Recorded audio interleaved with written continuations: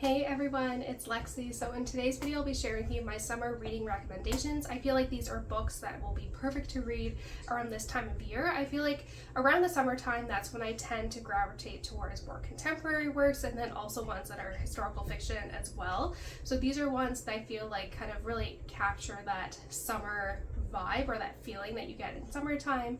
There are kind of two historical fictions and then the other are kind of contemporary romances. And if you hear a little munching down here, Willow, my dog, is playing with one of her toys. And she's very clingy, so she's right on my feet. So I do apologize if you do hear that in the background.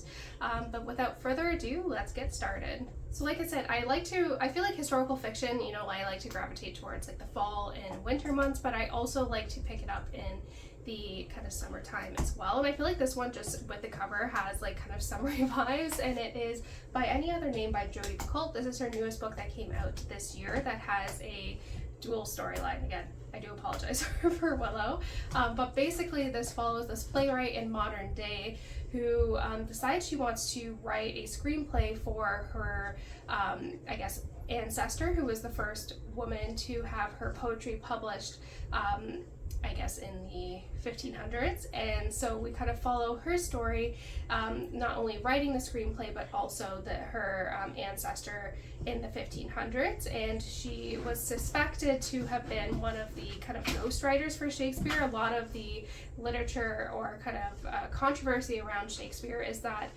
there are many scholars that believe he was not the one that was responsible for his writing, and then how one of the ones was suspected to have been a woman. So this kind of is loosely based off of a real person, which is really interesting. And I feel like just that cover alone is kind of very summery with the flowers.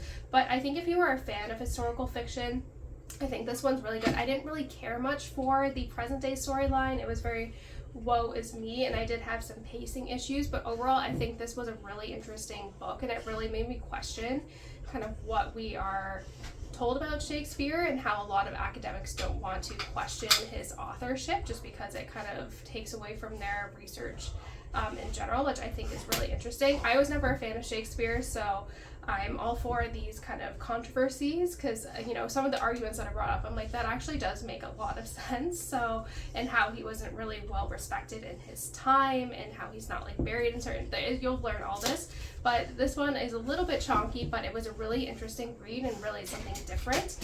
So, sorry, Willow, are you okay? Good girl. But yeah, I think this one's a really fun and interesting read, and if you can get your hands on it, I think you might enjoy it. So yeah, what better book to hunker down with and spend many days just kind of laying out in the sun reading than with this chonk right here.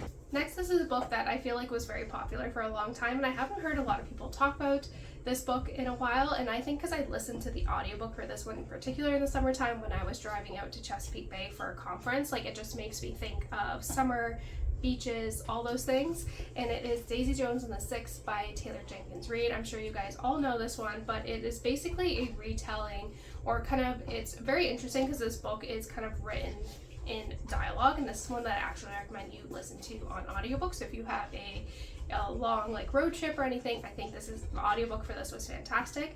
But it is basically this journalist that is going back to recount kind of the rise and fall of this very famous band in the 70s called Daisy Jones and the Six. They had this really popular album, and after the successful fame of this one album, they broke up and then never played another song together again.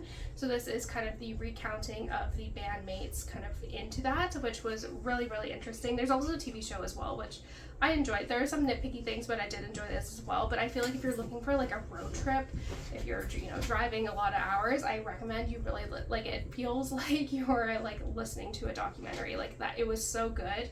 So this is one that is just a lot of fun. So I feel like this is like a perfect road trip summertime read.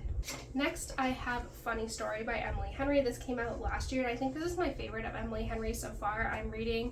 I'm about halfway through Great Big or Big Beautiful Life or whatever her newest release is, but I feel like so far this one is my favorite.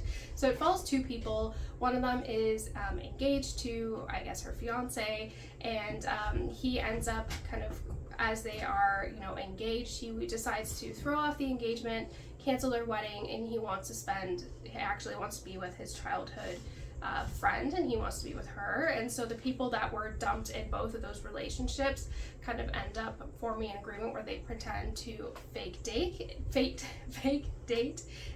in order to get back at their exes, and it kind of goes from there. I really liked this one. I really love the dynamic. It kind of gave me kind of proposal vibes where they are doing the fake dating to, convince someone or like something like that. Like, I really like that trope, and I feel like this was well done. I really love the two characters between Daphne and Miles. One was very sunshine and midnight rain. I really love that dynamic, and I did really feel the connection between the characters. I feel like a lot of times in romances you don't really get to see like that bond and like find that relationship believable, and I really could feel this one as well. So yeah, this one I feel also kind of has that perfect summer vibe as well, where in this small Michigan town, just the feeling of that, and summertime's going out on the lake and those type of things. Like, I feel like that really captures that summer feeling. And so like I said, this one is my favorite, and it was overall really a fun read. And for another historical fiction, this is one that I read in the summertime as well, and it is Codename Verity by Elizabeth Wein. I think this is one of my favorite historical fictions of all time. I remember just sobbing in my bed reading this one, and it really impacted me. And it's YA as well, but I feel like it does a really good job at addressing these really, important themes. But it follows two friends, Julie and Maddie, and their experience of kind of working in World War II, different kind of war efforts. So Maddie flies the plane, and she helps kind of spies get dropped into Nazi-occupied France, and she is best friends with Julie, who is an undercover operative who at the beginning of this book is captured by the Nazis, and they suspect that there is another pilot who is Maddie, who is still uncovered, like they haven't found her yet, and still loose in France. So they want her to kind of recount all the events leading up to the plane crash and ultimately kind of try to figure out where she is. So this book is interesting as well, where it's told in kind of different formatting as well, where it's almost told in diary entries, where Julie is kind of forced to basically tell the story to the Nazis, and so we kind of get that build up. But this book is beautiful. It is heartbreaking. Like I said, I literally was crying reading this. It was really impactful. I have one of the quotes highlighted. Like, it is just very beautiful.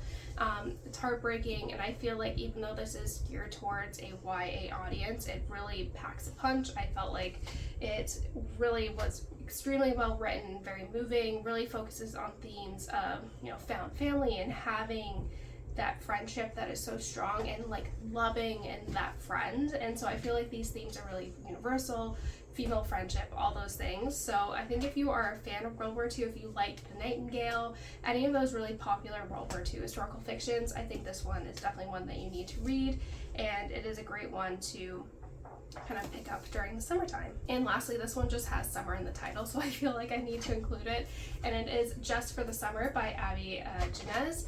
And this is one that I read last summer, and I really ended up enjoying it. This was my first of this author's. I know there's kind of companion series, sorry about Willow, but this is it's like a companion series, or I think there's three books total within the companion series. This is the only one within that trilogy that I have read, so you can kind of read this and you're fine.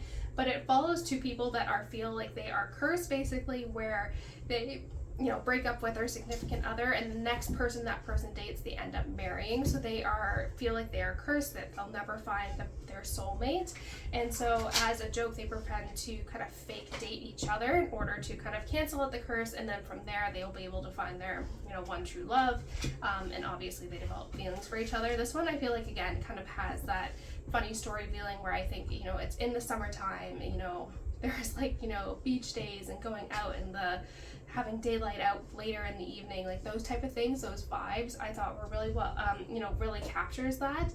This one is also interesting too, because similar to Emily Henry, there's a lot of integration of, I guess, kind of really hard subject matter, and this one in particular I felt like was really heavy-handed. Some of the stuff I was just kind of rolling my eyes at, because I was like, this is a little bit unrealistic, but there are themes of, I guess, parental abuse and, you know, wanting to get someone help and not accepting it, generational trauma, all these things that kind of add a little heavy subject matter to a kind of light and fluffy contemporary. I feel like between Emily Henry and like these ones, I feel like that seems to be very popular these days. But I felt like it was, you know, handled well, and I felt like it was a very, you know, delicate way to address some of these really, you know, sensitive issues. So that's just something to be aware, but it was really fun. I really like the romance again with this one, where you can kind of feel that romance between the characters. I found it really believable. I didn't find it very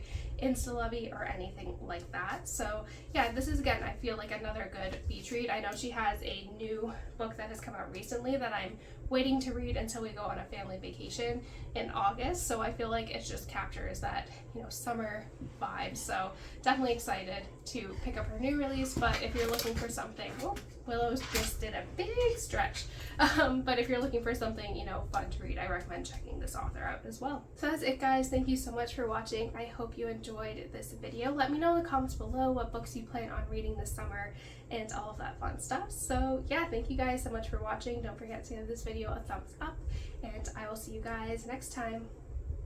Bye, guys.